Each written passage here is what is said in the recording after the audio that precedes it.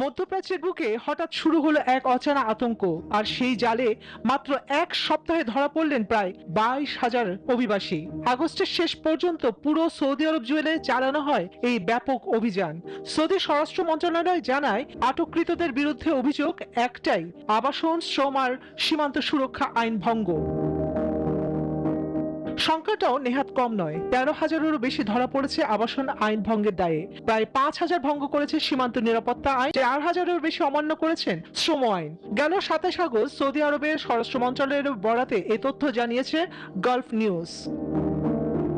শুধু তাই নয়, অবৈধভাবে সীমান্ত পেরোতে গিয়ে ধরা পড়লেন আরো 1,700 বেশি মানুষ, যাদের বেশিরভাগই ইয়েমেনে আর ইথিওপিয়ার নাগরিক। কেউ কেউ আবার পালিয়ে দেশের বাইরে যাওয়ারও চেষ্টা করেছিলেন, সেখানেই ধরা পড়েন তারা। সৌদিতে থাকা কিছু স্থানীয়কেও করা হয়েছে গ্রেফতার, কারণ তারা অবৈধ প্রবাসীদের আশ্রয় ও পরিবহনের সহায়তা দিচ্ছিলেন। সংখ্যাটি যদিও ছোট, মাত্র 18 জন, তবুও বার্তাটা বড়, যার ফলে অনেক বাংলাদেশি প্রবাসীও রয়েছেন শঙ্কায়।